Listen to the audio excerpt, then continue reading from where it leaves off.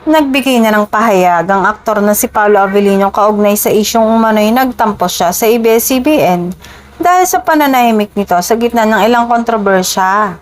Sa halip na palaki ng usapan, pinili ng aktor na maging kalmado at direkta sa kanyang sagot.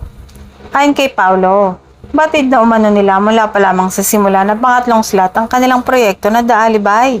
Dahil dito, hindi na raw siya nagulat sa naging sitwasyon at sa tila kakulangan ng agarang reaksyon mula sa network. Ipinahiwatig din ng aktor na bahagi talaga ng industriya ang ganitong mga pangyayari at hindi lahat ng inaasahan ay agad na natutugunan. Sa kanyang makahulugang pahayag, tila ipinapakita ni Paolo ang kanyang pangunawa sa mas malawak na takbo ng showbiz. Sa halip na magpakain sa intriga, mas pinili niyang ituon ang kanyang atensyon sa trabaho at sa kalidad ng kanyang pagganap.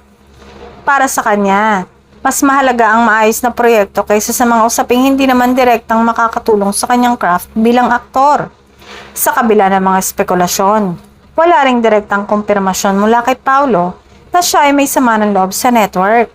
Sa katunayan, ang kanyang mga naging pahayag ay tila naglalayong linawin na walang personal na issue sa pagitan niya at ng ABS-CBN.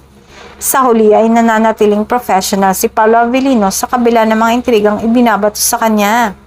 Ipinapakita rin ito sa mundo ng showbiz na mahalaga ang pagiging mahinahon at ang kakayahang harapin ang mga issue ng may dignidad at respeto.